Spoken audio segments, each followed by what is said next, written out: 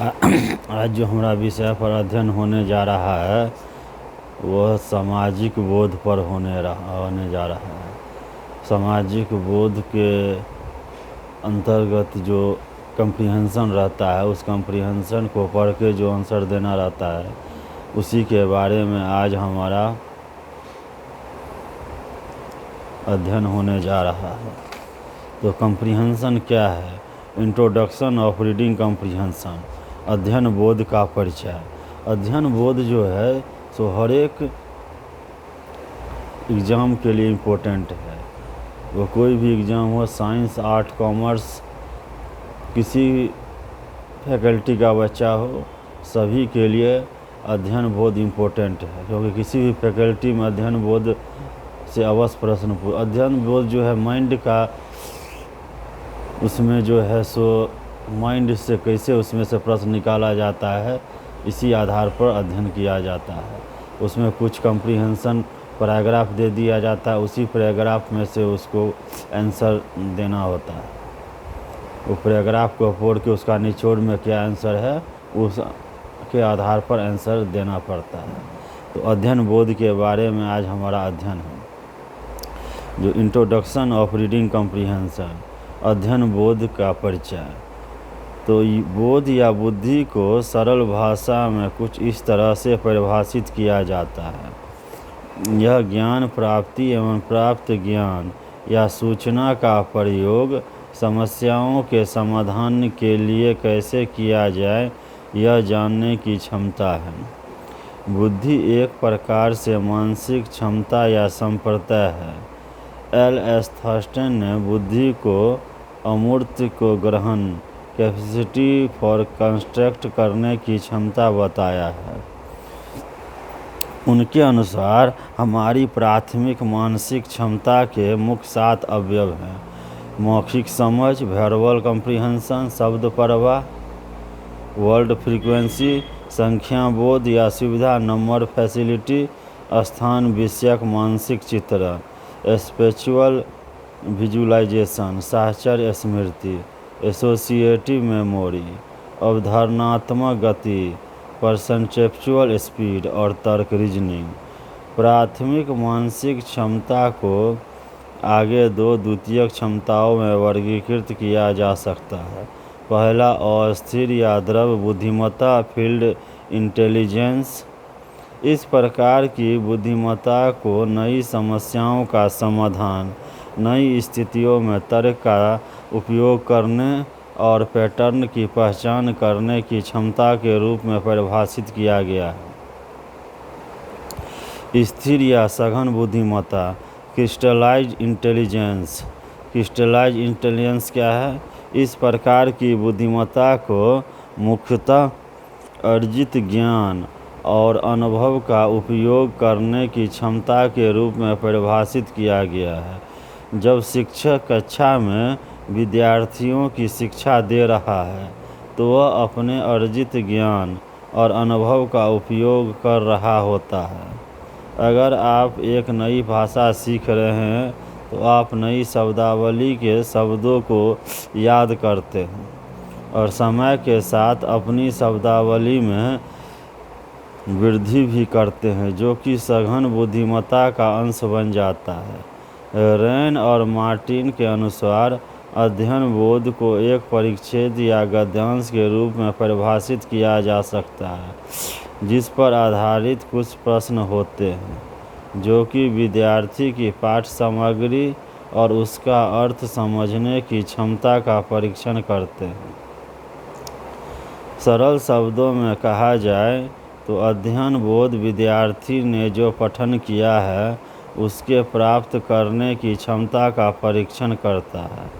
हम यह कह सकते हैं कि अध्ययन बोध से हमारी पाठ्य सामग्री एवं मुख्य विचारों को समझने की क्षमता का पता चलता है, ताकि हम अध्ययन बोध के अवतरण को पढ़कर कुछ प्रश्नों के उत्तर दे पाए। इससे हमारी बुद्धि का विकास भी होता है। इससे विद्यार्थी के शब्दावली ज्ञान का भी पता चलता है। इसके लिए विद्यार्थी के पास पठन कौशल परिच्छेद में दिए मुख्य विचारों से संबंध स्थापित करने और निष्कर्ष निकालने की क्षमता होनी चाहिए। फिर इन सब पर आधारित समझ के आधार पर वह प्रश्नों के उत्तर देने की परिस्थिति में होता है। वैसे तो नेट परीक्षा के उम्मीदवारों के पास प्रश्नों के उत्तर देने के पर्याप्त विकल्प होते हैं, परंतु अध्ययन बोध के अंतर्गत आने वाले प्रश्नों की विशेष तैयारी की आवश्यकता नहीं होती। केवल कुछ ही गद्यांश के अध्ययन से उसमें आत्मविश्वास उत्पन्न हो जाता है। आवश्यकता केवल कुछ नियमों को ध्यान में रखने की है। प्रत्येक अध्ययन बोध में गद्यांश के बाद दिए गए 5 या 6 प्रश्नों का उत्तर देना होता है। समाधान दिशा निर्देश, समाधान सॉल्यूशन गाइडलाइंस। अधोलिखित अनुच्छेदों में अध्ययन बोध पर आधारित प्रश्नों का उत्तर देने के लिए कुछ दिशा निर्देशों का वर्णन किया गया है। मौलिक विचारों की पहचान, आइडेंटिफिकेशन ऑफ की आइडियाज। अध्ययन बोध में सदैव ही कुछ ऐसे वाक्य होते हैं जो विचारों के प्रवाह को निर्धारित कर रहे होते हैं। नेट परीक्षार्थियों को उनकी पहचान करना आवश्यक होता है। एक सामान्य विचार प्राप्त करने के लिए पठन सामग्री को पहले शीघ्रता से पढ़ा जाना चाहिए। यह फिर से थोड़ा धीरे धीरे पढ़ा जाना चाहिए ताकि इसके विस्तार रूप को समझा जा सके। मुख्य विचारों को रेखांकित भी किया जा सकता है। गद्यांश को संक्षिप्त करना, समराइज द पैराग्राफी। जैसे जैसे हम गद्यांश को पढ़ते हैं वैसे वैसे इसके मुख्य विचारों को संबोधित करने की क्षमता को विकसित किए जाने की आवश्यकता होती है।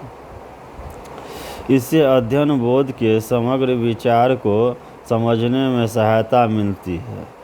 कुछ परीक्षार्थी प्रश्नों को पढ़ते हैं फिर गद्यांश पर जाते हैं, पर ऐसा करने से दुविधा ही पैदा हो सकती है एवं समय भी नष्ट हो सकता है। ऐसा केवल बीच में कभी कभार किया जा सकता है।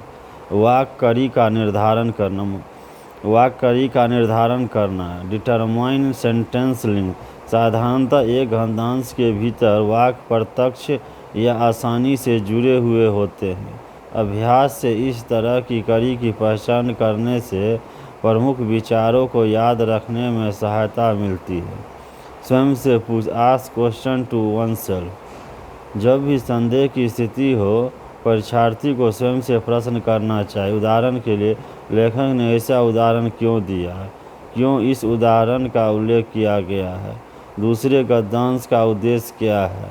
यह एक प्रतिबिंब की भांति मुख्य विचारों के बारे में एक गहरा परिप्रेक्ष्य विकसित करने में सहायता करता है। यदि अध्ययन बोध में एक से ज़्यादा परिच्छेद हो तो स्वयं द्वारा निर्धारित समय को उनके आकार के अनुसार विभाजित करना चाहिए। छठा है, अनुच्छेद को न तो बहुत तीव्रता से और न वही बहुत धीमी गति से पढ़ना चाहिए।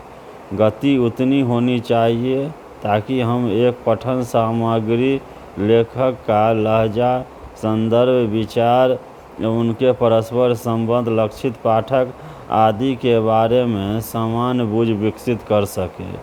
यह महत्वपूर्ण है कि हम भावार्थ को समझें एवं तथ्यात्मक जानकारी जैसे कि तिथि, व्यक्ति एवं स्थान नाम का भी ध्यान रखें। बेहतर है कि जब हम प्रश्नों को उत्तर देना आरंभ करें तो परिच्छेद को दोबारा न देखें। यदि कोई प्रश्न कठिन लगे तो उसका उत्तर न दें। उम्मीदवार यह ध्यान में रखे कि नेट परीक्षा में उत्तरित 50 प्रश्नों का संज्ञान ही लिया जाता है।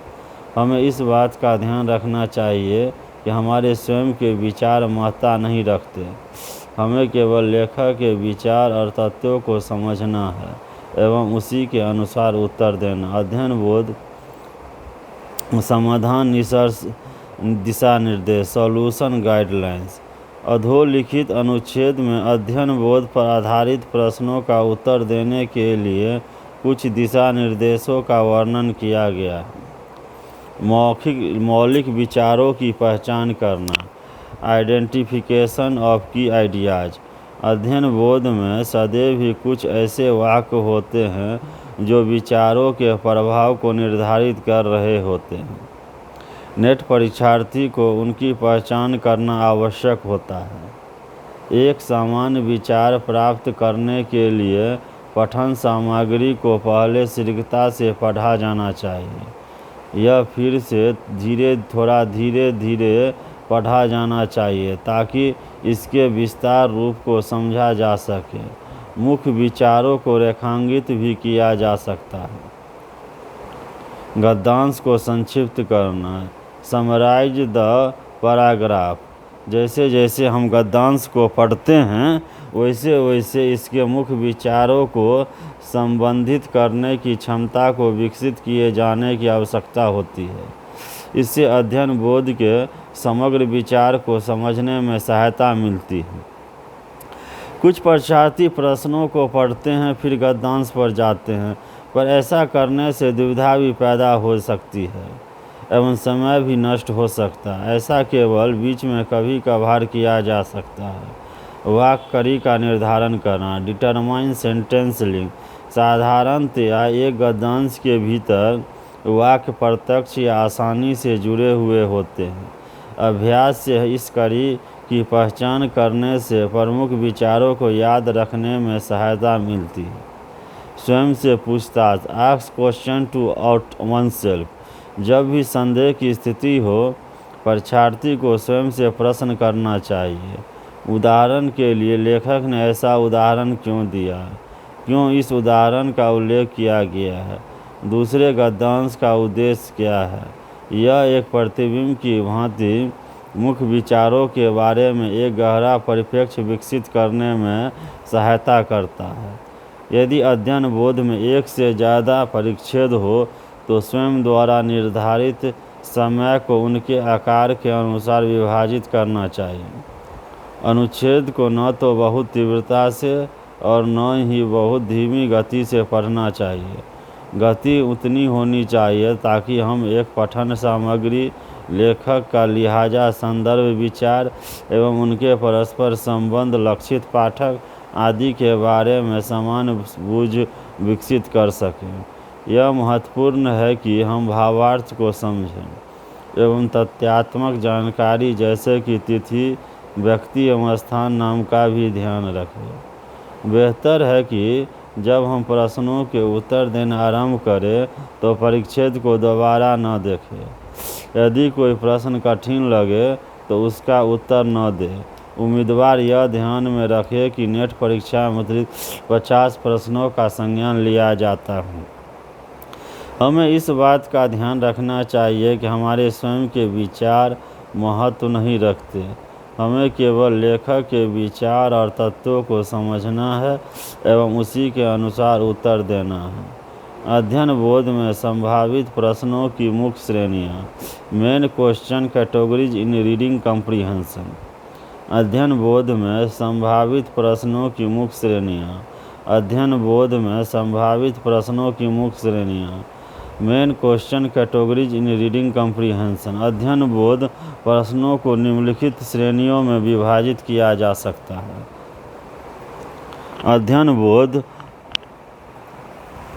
विभाजित किया जा सकता है। मेन क्वेश्चन कैटेगरीज इन रीडिंग कॉम्प्रिहेंशन। अध्ययन बोध प्रश्नों को निम्नलिखित श्रेणियों में वर्गीकृत किया जा सकता है। मुख्य विषय या केंद्रीय विचार, मेन थीम और सेंट्रल आइडिया। इस प्रकार के प्रश्न पूरे गद्यांश के बोध पर आधारित होते हैं। यह लेखक के उद्देश्य को प्रतिबिंबित करते हैं। इन प्रश्नों से इस बात का बोध होता है कि पाठक किस सीमा तक विषय वस्तु को समझ पाया है। समाधान दृष्टिकोण, सॉल्यूशन अप्रोच। सामान्यतः इस प्रकार के प्रश्न का उत्तर अध्ययन बोध के परिचयात्मक या समापन गद्यांश में मिल जाता है। इसलिए पहले या आखिरी गद्यांश का त्वरित अध्ययन उपयोगी होता है। एग्जाम्पल, निम्नलिखित विकल्पों कथनों में से कौन सा गद्यांश सर्वश्रेष्ठ रूप में प्रतिबिंबित करता है? निम्नलिखित में से कौन सा वाक्य मुख्य विचार को प्रतिबिंबित करता है या दर्शाता है। इसके लिए एकल शब्दों और वाक्यांशों का संज्ञान लेना आवश्यक है, क्योंकि ये गद्यांश के भीतर विचारों के बीच संबंधों को समझने में सहायक होते हैं। कारण और प्रभाव के शब्द, परिणाम स्वरूप, इसलिए इत्यादि। समय शब्द, इस बीच, पहले ही। विपरीतार्थक शब्द, इसके विपरीत, उल्टे। संयोजन शब्द, इसके अलावा भी, परिणाम स्वरूप। बलपूर्वक शब्द अधिक महत्वपूर्ण है, याद रखें। लेखक की राय और मनोवृत्ति, ऑथर्स ओपिनियन एंड एटीट्यूड। इस तरह के प्रश्न लेखक पर आधारित होते हैं। इनका स्पष्ट रूप से उल्लेख नहीं होता है। इनका अर्थ मुख्य वाक्यों से निकलना पड़ता है। इस प्रकार के प्रश्न इस प्रकार से गढ़े जाते ताकि यह पता चल सके कि पाठक लेखक की मनोवृत्ति, ज्ञान, लेखन शैली, पदावली आदि का विश्लेषण करने की क्षमता रखता है या नहीं। इसके लिए पाठक की लेखक के साथ समानुभूति होना अनिवार्य है। समाधान दृष्टिकोण, सॉल्यूशन अप्रोच। इसके लिए नेट परीक्षा के उम्मीदवार को लेखन शैली और वाक्यों पर ध्यान केंद्रित करना चाहिए, जो कि गद्यांश के लेखक के लहजे को जानने के लिए आवश्यक है। यदि गद्यांश का कोई भाग प्रश्न के रूप में हो, तो परिणाम स्वरूप उसके तर्क पक्ष पर विशेष ध्यान देना चाहिए। यहाँ इस बात पर ध्यान देना आवश्यक है कि परीक्षार्थी विशेषण और क्रिया विशेषणों पर विशेष ध्यान दे। शब्द मन और विचारों की तीव्रता को दर्शाते हैं। एग्जाम्पल, दूसरे गद्यांश में लेखक का स्वर या लहज क्या है? लेखक के अनुसार इस समस्या का तार्किक हल क्यों हो सकता है? निम्नलिखित में से किस विचार के साथ सहमत होने की संभावना सबसे अधिक है? स्पष्ट या प्रत्यक्ष जानकारी, एक्सप्लिसिट और डायरेक्ट इन्फॉर्मेशन। इसमें किसी के नाम, दिनांक, आंकड़े, तत्व या राय के आधार पर सीधे प्रश्न किए जाते हैं।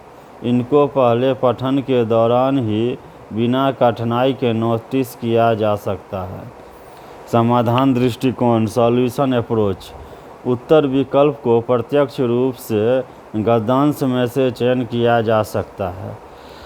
कुछ विशिष्ट प्रश्न नकारात्मक भी हो सकते हैं, जैसे कि नहीं, के अतिरिक्त, कम से कम इत्यादि। अगर सही उत्तर सीधा न प्राप्त हो तो उन गलत विकल्पों की पहचान कर एक एक करके उनको हटाना पड़ता है। इसके लिए काफ़ी धैर्य, विवेक एवं अभ्यास की आवश्यकता होती है। प्रश्न को पहले ही एक या अधिक बार पढ़ना भी सहायक होता है। परीक्षार्थी को यह चाहिए कि वह गद्यांश के उस अंश पर ध्यान केंद्रित करे जिसमें उत्तर मिलने की अधिक संभावना हो। एग्जाम्पल, गद्यांश के अनुसार निम्नलिखित विकल्पों में से कौन सा विकल्प सत्य नहीं है? निम्नलिखित में से कौन सा तत्व आज के युवाओं के लिए प्रेरणा का स्रोत नहीं है? अंतर्निहित सूचना, इम्प्लिसिट इन्फॉर्मेशन। इस प्रकार के प्रश्नों के उत्तर गद्यांश में स्पष्ट रूप से उपलब्ध नहीं होते, बल्कि गद्यांश में निहित होते हैं। इससे परीक्षार्थी की बोध क्षमता का पता चलता है। समाधान दृष्टिकोण, सॉल्यूशन अप्रोच। पढ़ते समय परीक्षार्थी को लेखक द्वारा प्रस्तुत तर्क या तर्कों को समझने की कोशिश करनी चाहिए। निम्नलिखित में से कौन सा विकल्प या तर्क यहाँ पर सबसे उपयुक्त है? निम्नलिखित में से किस तर्क के साथ लेखक सहमत दिख रहा है? भाषा, लैंग्वेज एक्सप्रेशन क्वेश्चन। इस प्रकार के प्रश्नों का उत्तर गद्यांश में उपयुक्त विशिष्ट शब्द, मुहावरा या वाक्यांश के आधार पर दिया जाता है। यह अनुलोम या विलोम पर भी आधारित हो सकते हैं। पाठक का उद्देश्य अप्रासंगिक अर्थ समझने के लिए होना चाहिए, न कि शाब्दिक अर्थों को। संक्षेप में कहें तो यह परीक्षार्थी के शब्दों के अर्थों का संदर्भ या प्रसंग के अनुसार स्थानांतरित करने की क्षमता को परखने का कार्य करते हैं। यह हमारी तर्क शक्ति का भी परीक्षण करते हैं। समाधान दृष्टिकोण सॉल्यूशन अप्रोच।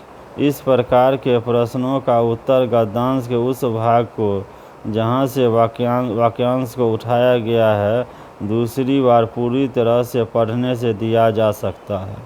एग्जाम्पल क्या करता है कि जितना अच्छा हो सकता है, क्या अर्थ है, जैसे शब्दों के समूह पर ध्यान केंद्रित करना। परीक्षार्थी दिए गए विकल्पों में से निकटतम शब्द ढूंढे जिसका उपयोग गद्यांश में किया गया है। ऑर्गेनाइजेशन ऑफ पैराग्राफ गद्यांश का पठन। कुछ प्रश्न गद्यांश की संरचना एवं लेखक द्वारा अपने तर्क को व्यक्त करने में साहित्यिक तकनीक के प्रयोग पर आधारित होते हैं। इसमें तर्क को मजबूत या कमज़ोर करने का प्रयास हो सकता है। तर्क को मजबूत करने का प्रयास हो सकता है। यह प्रश्न गद्यांश की संरचना का विश्लेषण, तर्क, मान्यताओं, समाधान करने आदि की हमारी क्षमता का परीक्षण करते हैं। समाधान दृष्टिकोण सॉल्यूशन अप्रोच। इसका समाधान करने के लिए एक से अधिक बार पठन अनिवार्य हो जाता है। एग्जाम्पल पहला निम्नलिखित में से कौन सा विकल्प गद्यांश की संरचना को श्रेष्ठतम रूप से दर्शा रहा है। निम्नलिखित में से कौन सा कथन लेखक के विश्लेषण का आधार माना जा सकता है। समाजवाद कभी असफल नहीं होगा।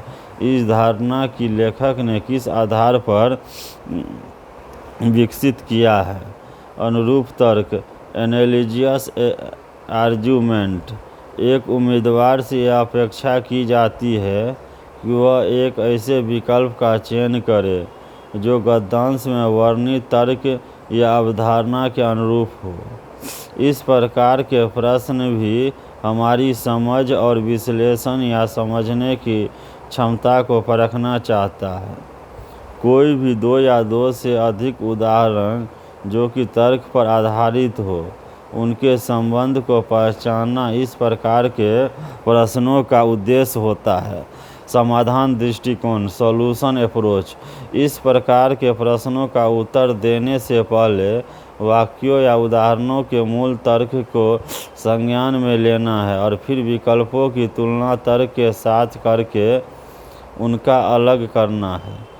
एग्जाम्पल निम्नलिखित में से कौन सा चित्रण या उदाहरण दूसरे गद्यांश में उल्लिखित उदाहरणों का प्रतिनिधित्व करता है। मनुष्य गलतियों का पुतला है। यह कथन निम्नलिखित में से किस स्थिति के लिए उपयुक्त है। स्पेसिमेन फेज 1 अध्ययन बोध में पहला पैराग्राफ हो गया। शर्करा मेपल मूलतः कठोर वृक्ष है। यह वृक्ष औसतन 100 फीट लंबा और 4 फीट चौड़ा होता है। शर्करा मेपल व्यावसायिक रूप से इसके रस के लिए महत्वपूर्ण है जो मेपल सिरप बनाने में प्रयोग किया जाता है। दो पूर्वोत्तर राज्य वर्मोंट और न्यूयॉर्क शर्करा मेपल के प्रमुख उत्पादक राज्य है। कनाडा के क्यूबेक प्रांत में मेपल सिरप का वार्षिक उत्पादन 2.5 मिलियन गैलन से भी अधिक है। चाय बनेता है। शुद्ध मेपल सिरप बनाने के लिए सर्दियों या वसंत ऋतु के अंत में पेड़ के तने में छिद्र किए जाते हैं। कुछ अवधि के बाद पानी के जैसे पौधे का रस रिसने लगता है। इन छेदों में प्लास्टिक की टॉपिक फिट कर दी जाती है। बाद में एकत्रित रस को ट्यूबों के माध्यम से शर्करा घर में रखे टैंक में स्थानांतरित किया जाता है। फिर रस का उबलने की प्रक्रिया से गुजारा जाता है। उबालने के रस में महक और रंग में उत्तमता आती है। उबलते उबलते जब रस अपने 65 से 66% तक रह जाता है तो उसको छान लिया जाता है और इसका विपणन किया जा सकता है। हालांकि सुपरमार्केट में उपलब्ध रस साधारणतया शुद्ध नहीं होता और उसमें कई प्रकार के यौगिक होते हैं। शुद्ध मेपल का रंग सुनहरी शहद से हल्के भूरे रंग के बीच कुछ भी हो सकता है। 1 गैलन शुद्ध मेपल रस का उत्पादन करने के लिए 35 से 50 गैलन रस की आवश्यकता होती है। मेपल का वृक्ष अपनी मजबूती और परिष्कृत संरचना के अलावा फर्नीचर, लकड़ी के फर्श और बक्से आदि बनाने के लिए भी काफ़ी उत्तम माना जाता है। क्वेश्चन: इस गद्यांश का मुख्य उद्देश्य क्या है? यह एक समान निष्कर्ष सवाल है। अधिकांश गद्यांश में मेपल सिरप बनाने के लिए प्रयुक्त होने वाली विधि के बारे में जानकारी दी हुई है। दूसरा है, निम्नलिखित में लेखक ने किस वस्तु या अवयव को परिभाषित करने का प्रयास किया है? यह विशेष विस्तृत प्रश्न सवाल हमारी किसी वस्तु को परिभाषित करने के बारे में हमारे बोध का परीक्षण करना चाहता है। मेपल वृक्ष की गद्यांश की पहली पंक्ति में परिभाषित करने का प्रयास किया गया। अन्य शब्दों का गद्यांश में सिर्फ उल्लेख मात्र ही आता है। गद्यांश के अनुसार पौधों से रस के रिसने के लिए आदर्श अवधि कौन सी है? यह फिर से एक निश्चित उत्तर वाला प्रश्न है। गद्यांश में प्रदत्त सूचना के आधार पर हम निश्चित होकर कह सकते हैं कि इसका सही उत्तर ए है। शरद ऋतु का अंत या वसंत ऋतु का प्रारंभ। निम्नलिखित में से सिवाय एक के सभी रस के उबलने के बारे में सत्य है। यह विशिष्ट विस्तार प्रश्न नकारात्मक है। हम उन विकल्पों को हटाएंगे जो कि यहाँ से लागू नहीं होते। क्या मेपल सिरप के उत्पादन के बारे में कुछ कह सकते हैं? यह सवाल हमारे निष्कर्ष निकालने की क्षमता का परीक्षण है।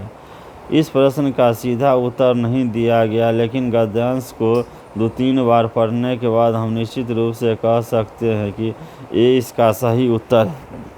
इसकी उत्पादन विधि तकनीक काफ़ी सरल है, लेकिन इसमें समय लगता है। उत्पादकों को रस के प्राकृतिक प्रभाव पर निर्भर रहना पड़ता है। निम्नलिखित में से कौन सा वाक्यांश छान लिया जाता है वो प्रतिस्थापित कर सकता है? यह एक भाषा अभिव्यक्ति का प्रश्न है, अतः सी सही उत्तर है। यह एक भाषा अभिव्यक्ति का प्रश्न है। निम्नलिखित में से कौन सा वाक्यांश छान लिया जाता है को प्रतिस्थापित कर सकता है? इसमें अध्ययन बोध में पहला है, शर्करा मेपल मूलतः कठोर वृक्ष है। यह वृक्ष औसतन 100 फीट लंबा और 4 फीट चौड़ा होता है। शर्करा मेपल व्यावसायिक रूप से इसके रस के लिए महत्वपूर्ण है, जो मेपल सिरप बनाने में प्रयोग किया जाता है। 2 पूर्वोत्तर राज्य वर्मोंट और न्यूयॉर्क शर्करा मेपल के प्रमुख उत्पादक राज्य हैं। कनाडा के क्यूबेक प्रांत में मेपल सिरप का वार्षिक उत्पादन 2.5 मिलियन गैलन से भी अधिक है। शुद्ध मेपल सिरप बनाने के लिए सर्दियों या वसंत ऋतु के अंत में पेड़ के तने में छिद्र किए जाते हैं। कुछ अवधि के बाद पानी के जैसे पौधों का रस रिसने लगता है। इन छेदों में प्लास्टिक की टोंटियाँ फिट कर दी जाती है। बाद में एकत्रित रस को ट्यूबों के माध्यम से शर्करा घर में रखे टैंक में स्थानांतरित किया जाता है। फिर रस को उबलने की प्रक्रिया से गुजारा जाता है। उबलने से रस में महक और रंग में उत्तमता आती है। उबलते उबलते जब रस अपने 65 से 66% तक रह जाता है तो उसको छान लिया जाता है और इसका विपणन किया जा सकता है। हालांकि सुपरमार्केट में उपलब्ध रस साधारणतया शुद्ध नहीं होता और उसमें कई प्रकार के यौगिक होते हैं। शुद्ध मेपल का रंग सुनहरी शहद से हल्के भूरे रंग के बीच कुछ भी हो सकता है। 1 गैलन शुद्ध मेपल रस का उत्पादन करने के लिए 35 से 50 गैलन रस की आवश्यकता होती है।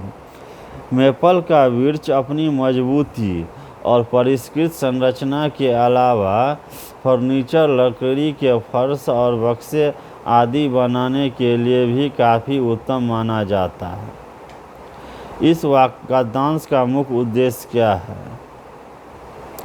यह एक समान निष्कर्ष सवाल है। अधिकांश गद्यांश में मेपल सिरप बनाने के लिए प्रयुक्त होने वाली विधि के बारे में जानकारी दी हुई। अतः निम्नलिखित में लेखक किस वस्तु या अवयव को परिभाषित करने का प्रयास किया है? यह विशेष विस्तृत प्रश्न सवाल हमारी किसी वस्तु को परिभाषित करने के बारे में हमारे बोध का परीक्षण करना चाहता है। मेपल वृक्ष को गद्यांश की पहली पंक्ति में परिभाषित करने का प्रयास किया गया है। अन्य शब्दों का गद्यांश में सिर्फ उल्लेख मात्र ही आता है। अतः ये सही उत्तर है। गद्यांश के अनुसार पौधों से रस के रिसने के लिए आदर्श अवधि कौन सी है? यह फिर से एक निश्चित उत्तर वाला प्रश्न है। गद्यांश में प्रदत्त सूचना के आधार पर हम निश्चित होकर कह सकते हैं कि इसका सही उत्तर ए है। निम्नलिखित में से सिवाय एक के सभी रस के उबलने के बारे में सत्य है। यह विशिष्ट विस्तार प्रश्न नकारात्मक है। हम उन विकल्पों को हटाएंगे जो कि यहाँ पर लागू नहीं होते। क्या मेपल सिरप के उत्पादन के बारे में कुछ कह सकते हैं? यह सवाल हमारे निष्कर्ष निकालने की क्षमता का परीक्षण है। इस प्रकार का सीधा उत्तर नहीं दिया गया, लेकिन गद्यांश को 2-3 बार पढ़ने के बाद हम निश्चित रूप से कह सकते हैं कि यही इसका सही उत्तर है। इसकी उत्पादन विधि तकनीक काफ़ी सरल है, लेकिन इसमें समय लगता है। उत्पादकों को रस के प्राकृतिक प्रभाव पर निर्भर रहना पड़ता है। निम्नलिखित में से कौन सा वाक्यांश छान लिया जाता है को प्रतिस्थापित कर सकता है? यह एक भाषा का अभिव्यक्ति का प्रश्न, अतः सही उत्तर सी है। तो कम्प्रीहेंशन में आज इतना ही। अगले क्लास में सोशल कम्प्रीहेंशन पर आगे अध्ययन किया जाएगा। जय हिंद, जय भारत।